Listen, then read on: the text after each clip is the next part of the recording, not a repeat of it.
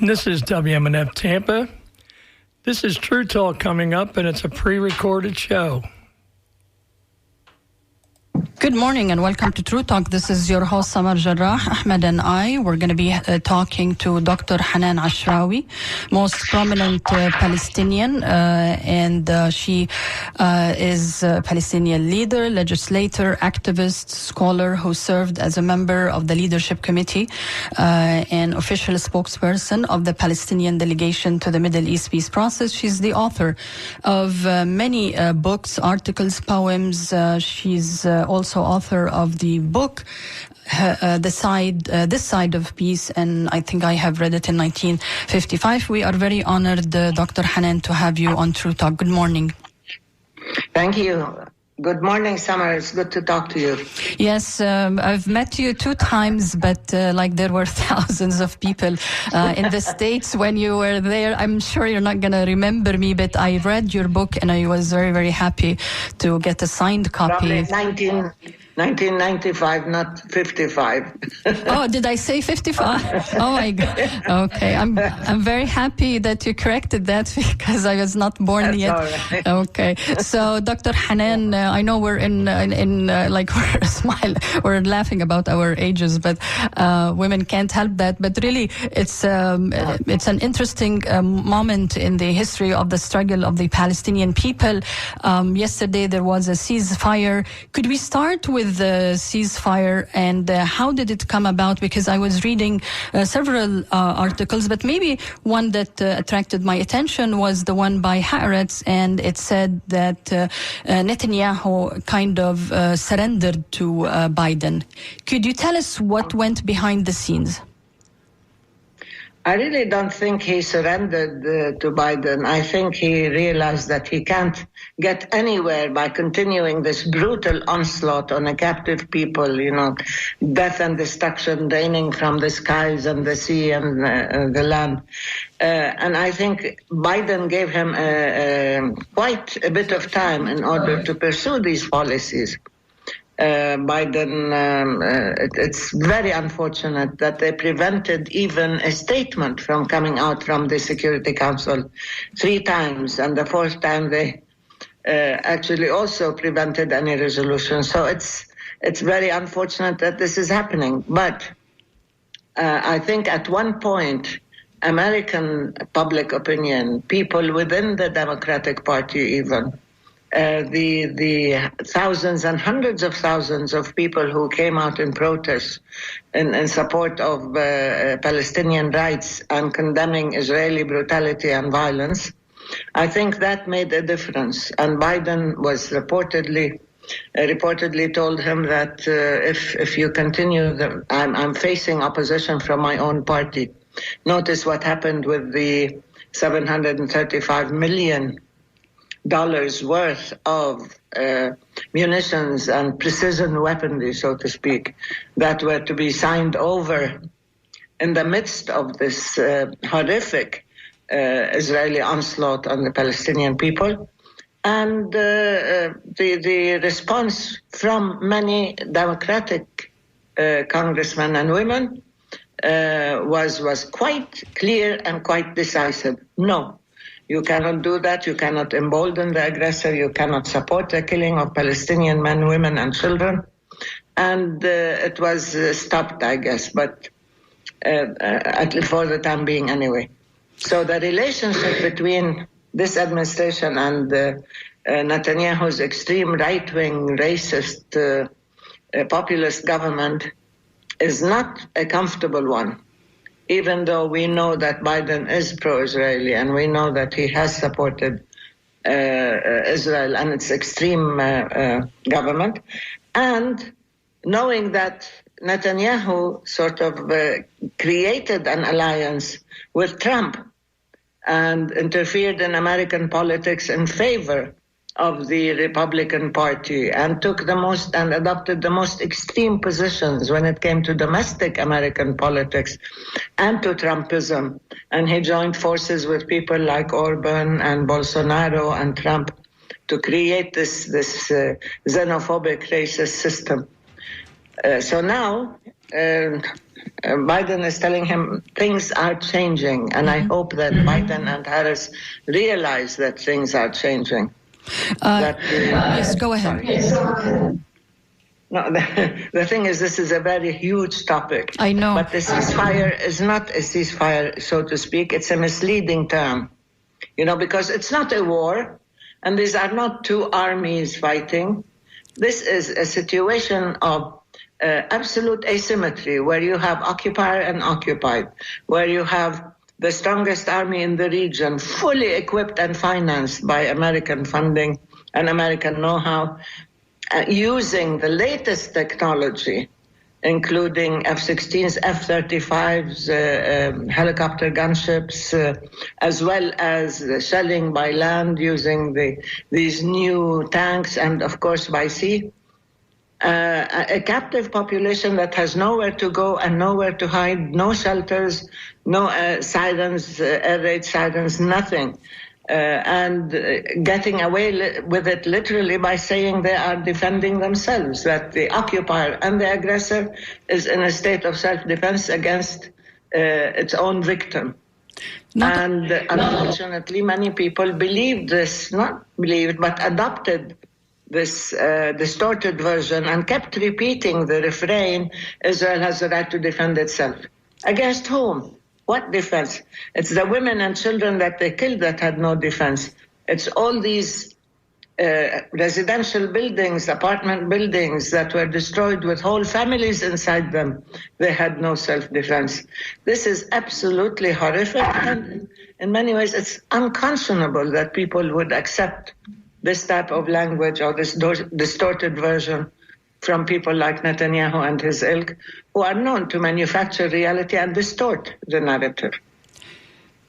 Dr. Hanan Ashrawi, you're very familiar with mainstream media and their coverage. They actually started the day the whole this issue started earlier with Al-Aqsa Mosque, with Sheikh Jarrah. Our media, of course, started once there was like a military aggression and calling it, like you said, self-defense. But can we just backtrack a little bit and say to our listeners, because we are not only transmitting here in America, but we are on Twitter and Facebook, and people are listening, especially in the West and in the English language. This didn't start 11 days ago or 12 days ago.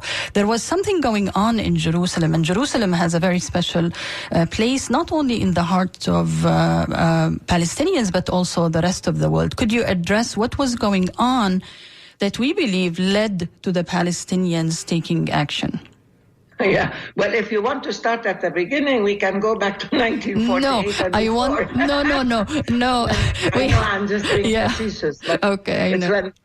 Look, it's a settler colonial state, and it has been acting with impunity since its creation and even before, in the sense that they attempted to erase the Palestinian narrative, Palestinian history, Palestinian rights, and even the very presence of Palestine. So let's go on. This latest, I don't want to say escalation, but onslaught began actually with this deliberate attack on Jerusalem. It started with Israel activating an ethnic cleansing program targeting Palestinian Jerusalem, of course. It's a city under occupation. It's not Israel's capital legally, and it's not annexed by Israel legally. It is illegally annexed, and it's an occupied Palestinian city.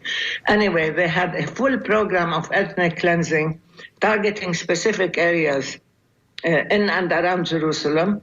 And Sheikh Jarrah is a neighborhood that was slated for not eviction, but for kicking Palestinian people out of their homes in which they've been living for decades. And this part of ethnic cleansing, along with other places in and around Jerusalem, like Silwan and Aisawi and others, were targeted. So that started the confrontations with Palestinian families saying, we will not leave. Lan narhal. We are staying here. Huna baqoon. This evoked, that's why I said evoked, it resonated with all Palestinians because it reminded them of the 1948, the expulsion, dispossession of the Palestinian people, the uprooting of half the people. and kicking them out of their homes and of their land. So this was a statement of intention. لن نرحل, we're not leaving, we're staying. And then they were attacked forcibly, they were violently attacked, they were besieged. But this went on beyond. In the first day of Ramadan, the Israeli border troops and security forces started targeting Palestinians in the Old City, particularly on Damascus Gate, where usually after the prayers, the Palestinians congregate there and they sit and they sing and they break their fast and so on. They attacked them there and they tried to block off Damascus Gate from the Palestinians. And they put up all these, fences or whatever, blockades around it. And then they went into the Haram al-Sharif area, compound, and the Al-Aqsa Mosque, thereby inflaming public opinion, because they used tear gas canisters, intensive canisters. They used stun grenades. They lobbed them off inside the mosque at peaceful worshippers.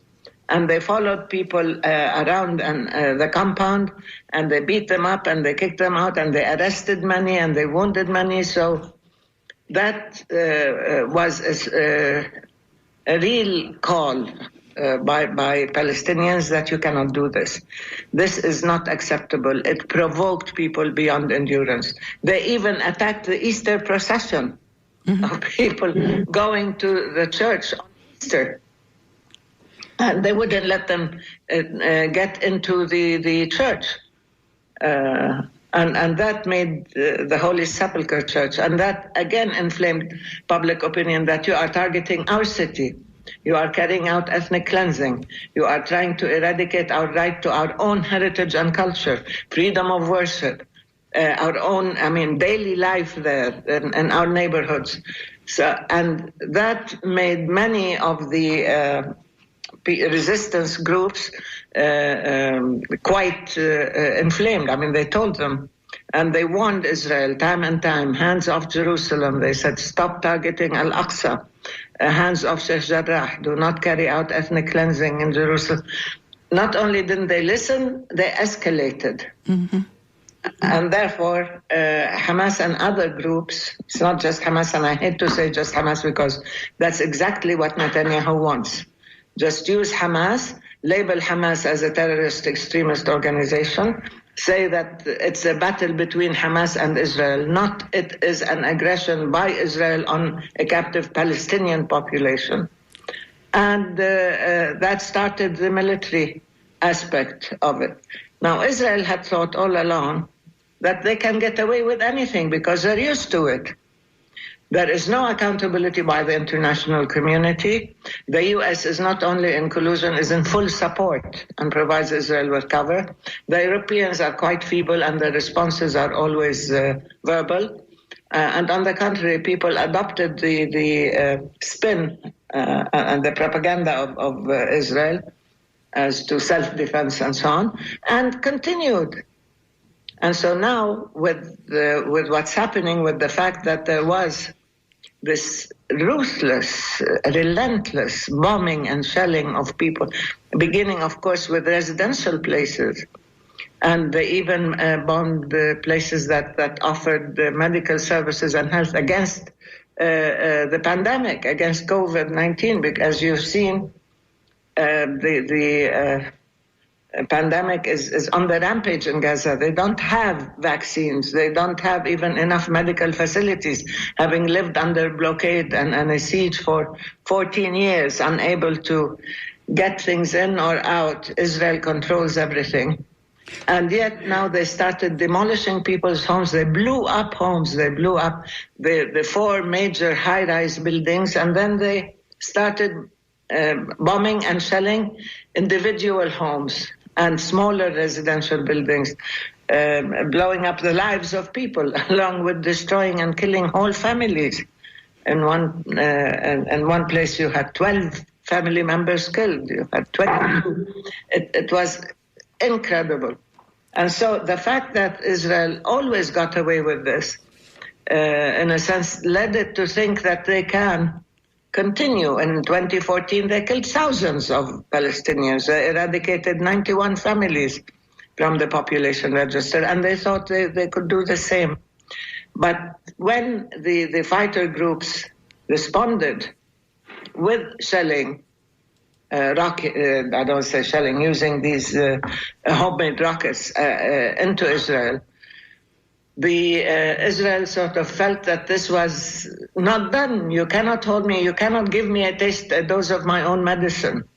And for a change, the Palestinians felt that now Israel is beginning to know that they cannot get away with it, that whole armies could not challenge Israel, whole countries could not challenge Israel. But here you have fighting groups, including Hamas, who are taking the battle, if you want to say so, the confrontation inside Israel. And that is something that Israel cannot tolerate. So not only did they escalate, but this was a change in the terms of engagement, let's put it that way. Let me just remind our listeners, we are talking to Dr. Hanan Ashrawi, and that this is True Talk. Ahmed and I are talking to Dr. Hanan Ashrawi. She's a Palestinian leader, legislator, activist, and scholar. She's the author of the book, This Side of Peace, in 1995. We're talking about what's going on in Palestine, occupied Palestine, and you can send us your emails or comments to dj@wmnf.org, dj@wmnf.org. We are live on Facebook and Twitter through my handle, and already I have Betty, who says she is Jewish. She is a fan, and she greatly admires you, Dr. Hanan. She read your book in 1995. Everybody now is mentioning the correct date, 1995, and it inspired her actually to visit Israel/Palestine for a truth mission. So you have a lot of fans. And Doctor, because you are on Twitter, you are very visible. You do a lot of Zoom and you use technology and apps to be reaching out to the rest of the world. And I think this time, maybe instantly, the second generation of the Jarrah family, they created a hashtag on Twitter, and it created a whole movement, because I did not see, for instance, in the last Gaza war, and there has been many and longer, I have not seen such engagement on every app and every social media app, but also in the streets of most Europe and in America and elsewhere. Do you agree with me that this second generation that they thought will not be remembering Palestine is really surprised them? I think they did, because the whole Zionist plan was to tame the people in Gaza and to keep them under siege and control, and at the same time to subjugate the Palestinians in the West Bank, and of course get away with confiscating their land and building settlements and creating a cruel apartheid system, and to exercise discrimination against the Palestinians of 48, the indigenous people who stayed in Palestine when Israel was created. We call them the 48 Palestinians. And at the same time to keep away the Palestinian refugees and exiles, and to deny them the right to return, and therefore exclude them from any consideration of what's happening in Palestine. What happened now is actually this mobilized all Palestinians everywhere, before it even mobilized their solidarity network and their allies. And Palestinians came out and stood up and said, we are one people, we are one nation, we suffer the same way, and we will respond together. And what made this possible, as you rightfully said, Samar, is the fact that there is access to social media, that social media played a very major role in not just in formulating the policy, but in reaching out, in spreading the message, and most importantly, in making the truth known. Now it is no longer 48. You cannot carry out ethnic cleansing as they did in the dark. Now there are people who are witnesses. There are people who send out not just messages, but images and pictures and films of what's happening. And there are people who are daring to speak out and to write. And this broke, in many ways, the barrier of fear, as we say, because particularly in the States, people were quite afraid of expressing any solidarity with Palestine and with the Palestinian people for many reasons anyway. Many of them are still paying the price, should they dare to stand up and speak on behalf of Israel. But now, many now just came out in the thousands and the hundreds of thousands. In the States, you don't know how heartwarming, how empowering it is, how touching, actually, to see people like in Detroit, or people in San Francisco, or people in Washington, D.C., or in New York, or elsewhere, in all these cities that came out, in Dallas and Houston. They came out and demonstrated on behalf of Palestine and showed real courage, real solidarity, and managed to capture the attention, if not the imagination of Americans everywhere. But in Europe, again, you had 150,000 in London when the British government is busy, again, reciting the refrain the way Biden did, Israel has the right to self-defense, blah, blah, blah, that rockets were fired on, thousands of rockets were fired on Israel. This was the opening passage for every mainstream television station. You heard what NBC, for example, said. So it was really not just the alternate, it was the real voice coming out. It was the truth.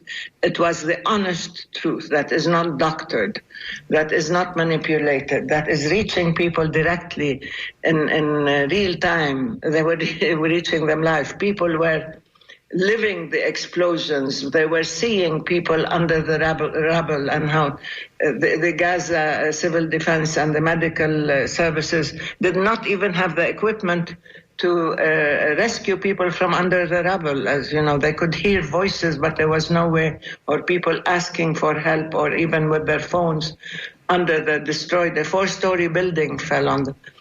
And they couldn't reach them except by hand or using, the construction equipment. But still, the fact that people had access to the truth and people saw the human dimension, the real humanity of the Palestinians, and heard the Palestinian narrative and truth, this created, let's say, I don't want to say a perfect storm, but created a momentum for real change.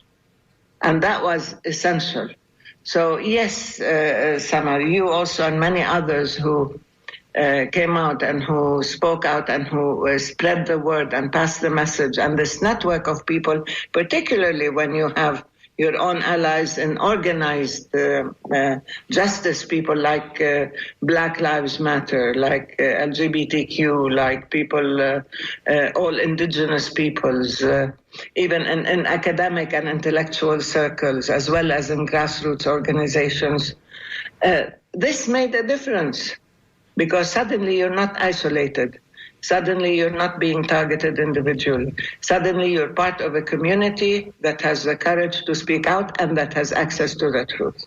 This is important, and this affects, actually, policy.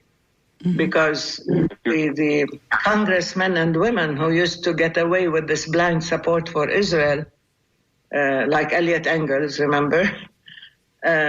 Even though he was supported by AIPAC and was supported even by GOP people and so on, lost to one person who didn't have 1/10 or 1/100 of his money, and because he had a constituency that he spoke to that understood the message, Jamal Bowman. So it's the rules of the game are changing, access to information is changing, and the courage to speak out and to stand in solidarity. This is not just changing, this is empowering, and it is transforming perceptions and attitudes. If you're just joining us, this is True Talk on WMNF 88.5. We're speaking to Hanan Ashrawi. She's a Palestinian leader, legislator, and icon in Palestinian Middle East politics, has been involved in the Middle East, quote-unquote, peace process for many years. Ms. Ashrawi, can you describe to us, this is not the first time that the occupiers, the Israelis, attack Gaza and assault and bombard them They seem to do it every now and then, even especially in Ramadan. Can you describe for our listeners what is the concept of mowing the lawn, and why do they continue to do that with the idea that they want to eliminate Hamas, but they actually never do? But they destroy a lot of infrastructure, and they do this bombing campaigns for some time, then pull out. Now, what they did this time is definitely to target multiple infrastructures, whether it was the road system, whether it's the water system, even the electricity and the fuel, but they also targeted the economic infrastructure and the industrial infrastructure. The last day, they targeted the whole industrial area, and all the factories were on fire. They bombed them. So its attempt. This is how you mow the grass, as they say. You sort of carpet bomb everything, and you don't leave anything standing. And as I said, the Gazans, the Palestinians of Gaza have nowhere to hide. They don't have shelters. They don't have places to go to. It's the most densely populated place in the world. And where would they go? I mean, they blow up one building, the 4 or 5 buildings surrounding it are also affected. And many people died in neighboring buildings because of the destruction or the blowing glass or whatever. So Gaza has always been to Israel a captive. We called it experimentation in trying the latest weaponry. They always try the latest arsenal on Gaza. They used phosphorus bombs once, cluster bombs another, the latest thing. And when they sell to the rest of the world, Israel says tried and tested. And you know where they've been tried and tested. Gaza is surrounded. It's a very small, as you know, enclave on the Mediterranean Sea. It's 360 kilometers square. I think it's 161 miles. And it's extremely densely populated. You have over 2 million people there. And it has been, as I said, under siege in the sense that Israel placed a very stringent and strangulating blockade around Gaza by sea, by air, and by land. And they can bomb shell at will whenever they want. And they call this security. And they also decide how much food can come in to Gaza. How far can the fishermen go out to fish? Just every aspect of people's lives. And they expected that they should lie down and die quietly. And this is the 4th aggression, the 4th military attack on Gaza in the last, 8 years? I don't remember how many years. But anyway, every couple of years, Israel attacks Gaza. And the horrific one was in 2014, where they killed thousands of people, as I said, and the people of Gaza still had not. What is their goal? Mowing the lawn. What is the goal of mowing the grass or mowing the lawn? The goal, as I said, is to be able to put an end to any kind of development or normal life. And therefore subdue a whole people and tell them that your life is dependent on me, your future, whatever it is, and that you have to accept this fate. And when you mow the lawn or the grass, it means that you are engaging in indiscriminate bombing and shelling, and that human life is meaningless to you, or any type of life in Gaza.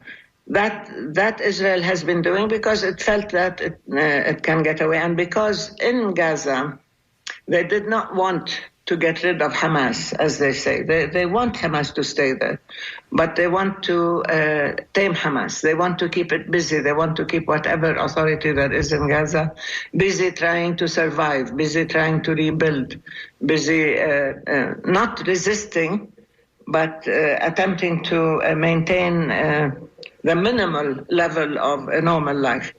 And they thought they could get away with it.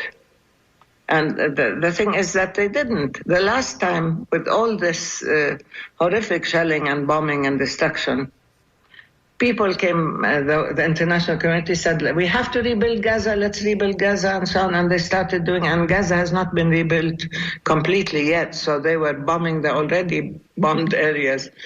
Now, again, people are saying, let's have a conference to rebuild, to reconstruct. But the whole issue is that you need to deal with the real causes. You need to deal with the problem, with the disease, not with the symptoms and not with the after effects. You have to understand that so long as Israel is given full sway to act with impunity, to continue to victimize and oppress the Palestinians everywhere, in Gaza and the West Bank and Jerusalem, and even within Israel, that there is not going to be any peace, that this is no solution, that every a few years there will be another of these so-called episodes, and Israel will have to try to suppress the Palestinians again and again and again. And now, if you say that we will ignore the Palestinians and we'll ignore the issue of Palestine and it'll go away, the way many thought, including Biden, it was very clear that the Palestinian issue is a living issue. It's an issue that affects everybody, not just Palestinians, but their allies and all people of conscience. And as Samar said earlier, you have seen these protests all over the world, in the Arab world, even among countries that normalized, quote unquote, with Israel, where they had no war, but they made peace, and they tried to normalize the occupation. People rose up and people protested because this policy of targeting captive, innocent people with no right to self-defense, this is not going to continue because everybody's seeing warning. And that's the problem. You have a saying in English that talks about like shooting fish in a barrel, or we say like putting people in a cage and shooting them. Anyway, it's the same. Yeah. Just another question. In Washington, we often hear that Israel is the only democracy in the region, and that's why Washington is supporting them, and that they constantly bring up the issue of a two-state solution. Do you believe that the two-state solution is still viable at this point, or is that something that's completely dead and they need to look for other, avenues like one country for everyone? Yeah, first let me talk about the only democracy in the region. This is actually quite a myth, and it's an outright lie. Democracies do not oppress a whole nation and do not hold a whole people captive and inflict so much pain on them. Democracies do not live outside the law and outside international law and international humanitarian law like rogue states. Democracies do not have a systematic and so-called legal system of discrimination against at least 20% of its population, who are the Palestinian Israelis. Democracies do not negate the rights of refugees and so on. So anyway, this whole issue of Israel is the only democracy is ridiculous because they think that if you have elections, you're a democracy. You have one of the most corrupt leaders and systems in the world, if not the region. You have the most brutal occupation of a whole nation in Israel. You have a total rejection of the minimal levels of justice and humanity and adherence to international law and respect of signed agreements. So this is not a democracy, but that's one thing. And they prevent, of course, the Palestinians from exercising our own democracy. The two-state solution has never been a favorite choice of the Palestinians. It was the international community that put pressure on the Palestinians to accept Israel and therefore to accept the partition of historical Palestine. And recognize Israel on 78% of historical Palestine in order to be satisfied with 22% of the remaining land, which is the West Bank, and including Jerusalem and Gaza. It was after a lot of pressure and promises that the PLO in 1988 accepted this principle of partition of Palestine, accepted the two-state solution. But I don't know if you remember, you can't remember, but if you read that it was the Palestinian National Movement that proposed the one-state solution in 1968, 69, where the one state, one democratic, inclusive, pluralistic, non-sectarian state of Palestine, where all can live in peace and equality together, was proposed as a solution. It was after the 67 war and the occupation of the West Bank. And this was turned down by the whole world, including Israel, of course. Because Israel was created primarily by the West, by Europe, with the full support of the U.S. as we call it, a colonial outpost. It is what Ilan Pape calls as the Zionist movement, the fundamental Zionist movement that wanted to create a system of displacement and replacement. You displace the whole indigenous people, you displace the Palestinians with their history and their narrative and their rights and their identity and their culture, and you replace them with another people. You bring in people from outside, particularly those who had suffered as a result of the horrors of the Holocaust, and you bring them to Palestine and you create a new state. And you try to displace the people who were there. Now, by attempting to eradicate the Palestinians and by creating this colonial outpost, they created a situation of ongoing injustice and instability and violence and conflict, especially when you bring religion into it, especially when people start brandishing the Bible and saying this is how it should be because 2,000 years ago there's a Bible that said this or that, or there were tribes in Palestine and so on. Anyway, that situation continued, and the West appointed itself as guardians and protectors of this situation of extreme injustice of Israel. Regardless of what Israel does, they granted it full cover to act with full impunity. And they exempted it from the requirements of international law and human rights and international humanitarian law. So historically, this is what happened. And every time something happens, they try to blame the Palestinians, put pressure on the Palestinians, threaten and blackmail the Palestinians, and then reward Israel and grant it even more rewards and preferential treatment.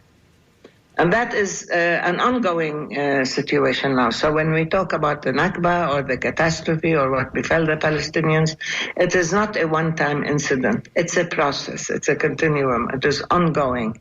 And Israel has been emboldened to pursue its policies, thinking that they do have this cover and that they do have the blessings and the support, the blind support of many countries. This came to a head with the Trump regime in the U.S. But I don't know where we're going. I'm sure I'm giving you a whole history lesson, which is what you should. But if you're just joining us, this is True Talk on WMNF 88.5 FM. Ahmed and I are talking with Dr. Hanan Ashrawi, who is now in Ramallah, the occupied West Bank. She is a Palestinian leader, legislator, activist, and scholar. She's also the author of This Side of Peace, which I and lots of our listeners, obviously, Dr. Hanan, have read it in 1995. And to our listeners, you can send us the email to dj@wmnf.org.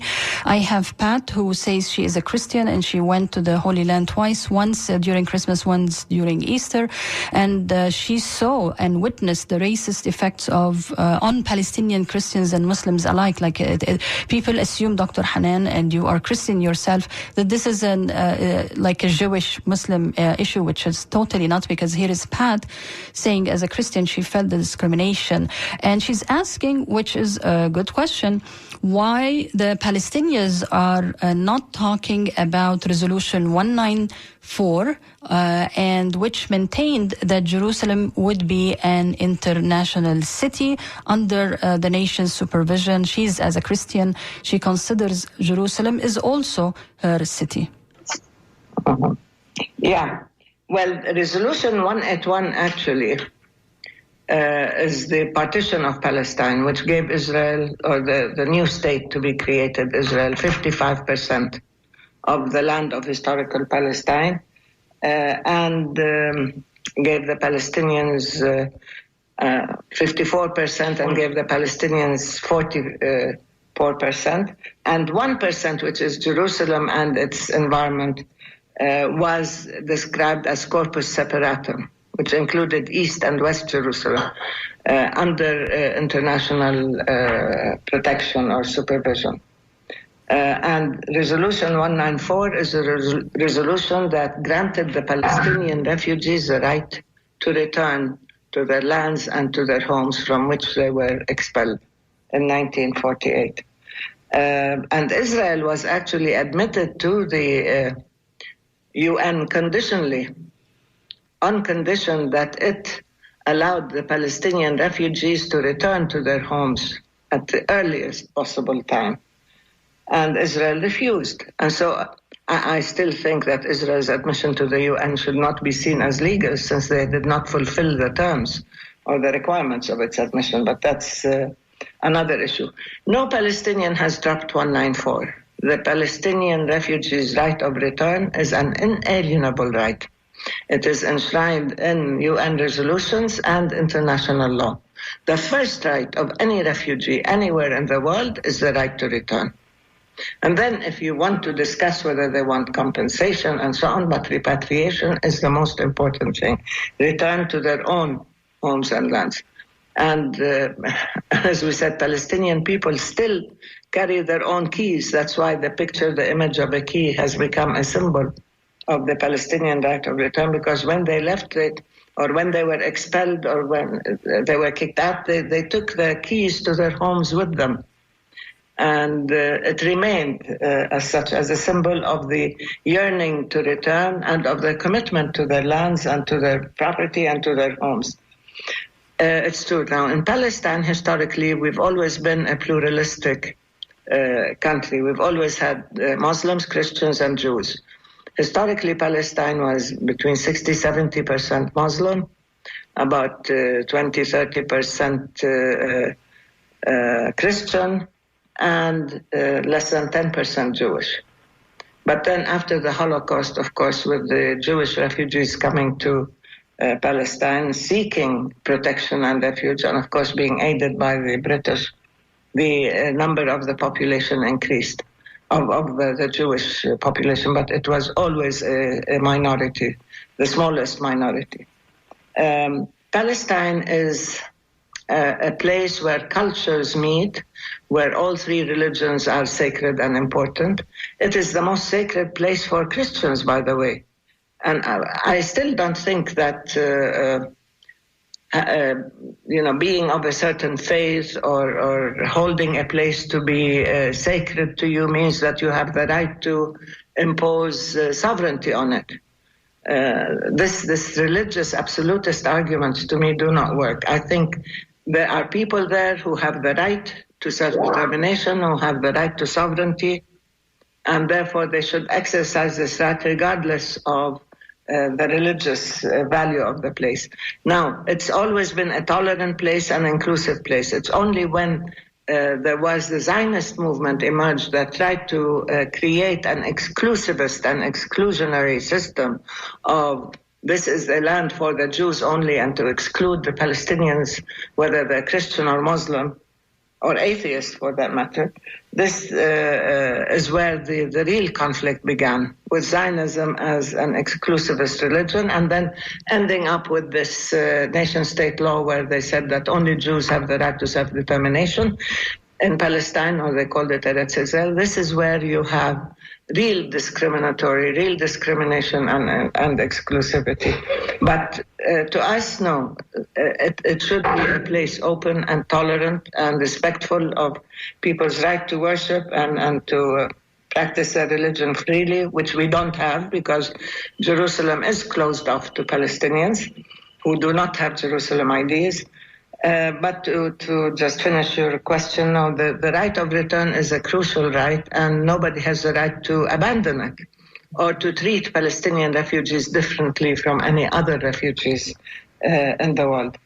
If you're just sorry to cut you off, Ms. Ashrawi, we're just running out of time, and we have a couple other questions. If you're just joining us, this is True Talk on WMNF 88.5 with Ahmed and Samar. We're speaking live to Hanan Ashrawi from the West Bank in Palestine about the latest crisis and the assault on Palestinians by Israel. Speaking of discrimination, through this recent assault, we saw some very disturbing images coming out of right-wing Israelis. These are right-wing Jews. They don't represent, obviously, all of Judaism, but it's a growing segment within Israel.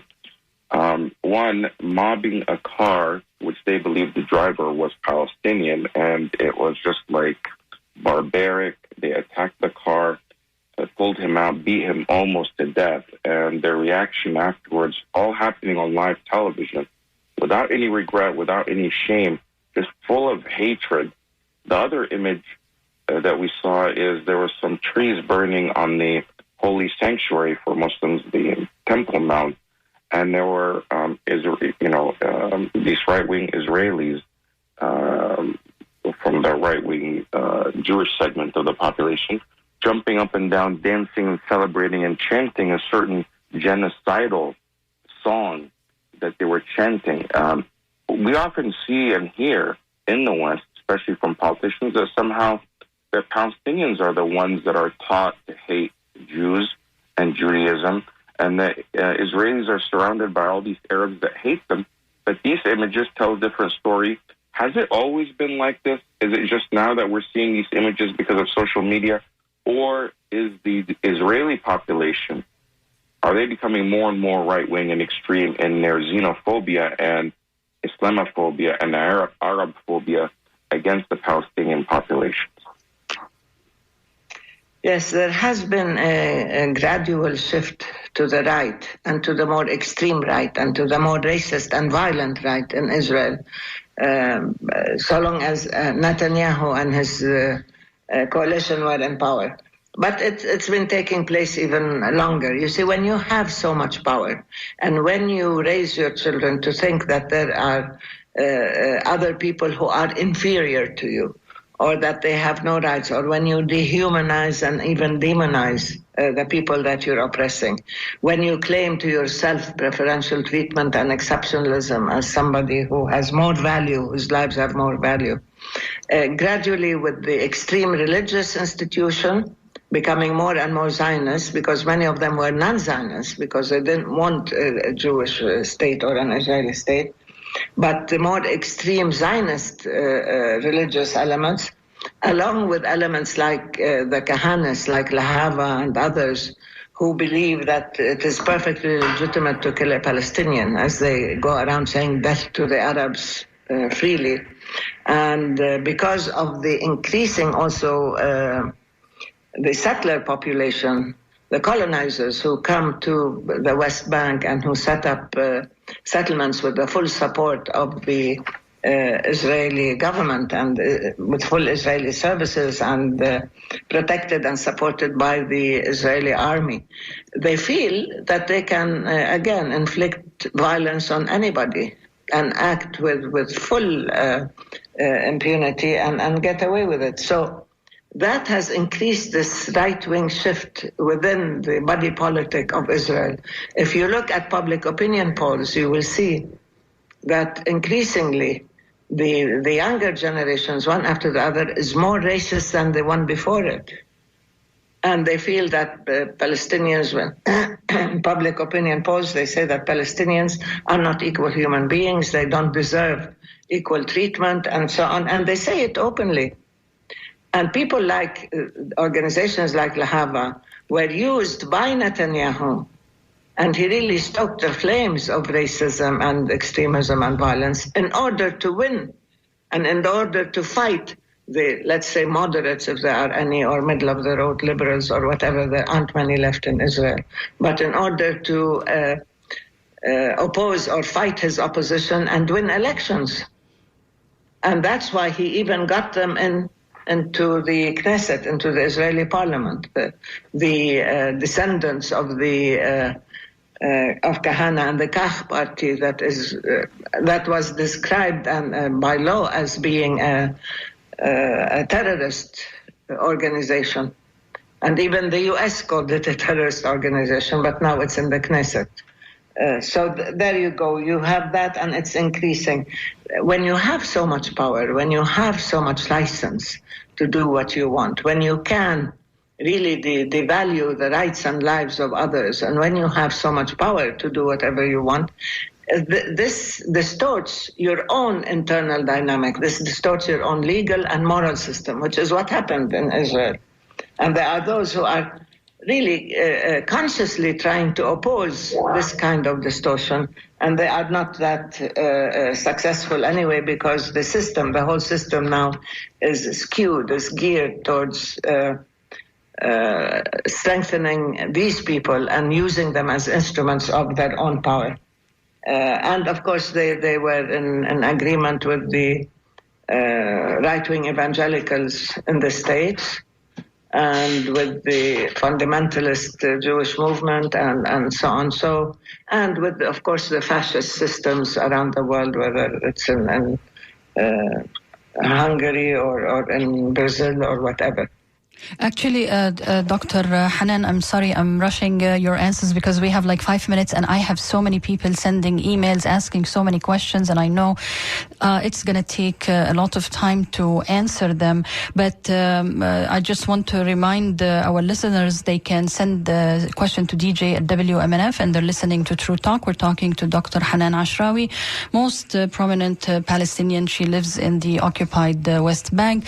Dr. Ashrawi, that we are transmitting live on all the social media, and a lot of young people across the globe, but especially Palestinians and Arabs who support the Palestinian cause.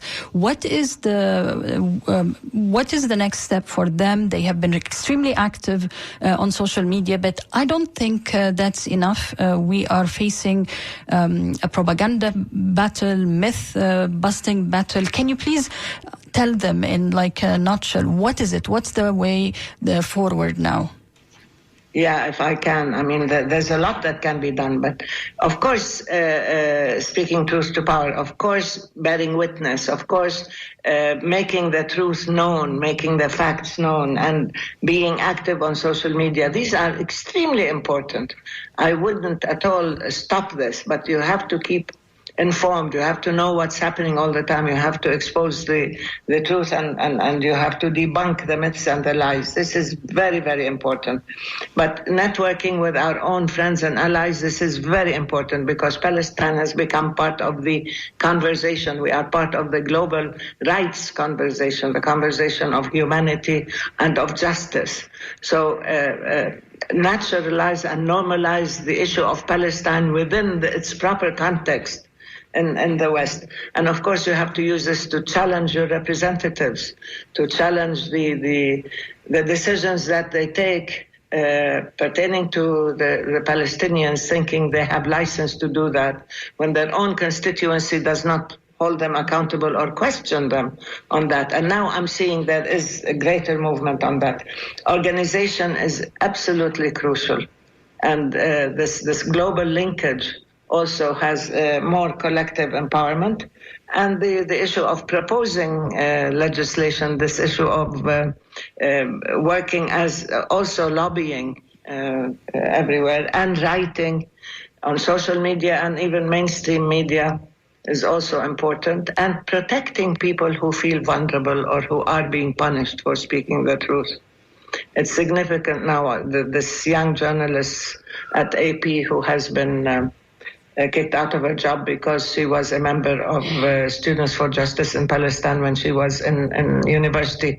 This is unbelievable. Mm-hmm. I mean, yeah. So this is important. There is protection, there is safety in numbers, but there is also a qualitative shift in this quantitative, massive movement that is challenging the lies and debunking the myths and bringing out the truth. A lot can be done. We have to link up together, and we have to maintain this energy. And now there's a younger generation in Palestine. They're amazing. They're incredible. They are well linked. I mean, they are on digital media. And you have their counterparts in the rest of the world. This is what can be done, because we need to take the Palestinian question into the consciousness and the conscience of the world in a way that is honest and persuasive. Thank you so much, Dr. Hanan Ashrawi, for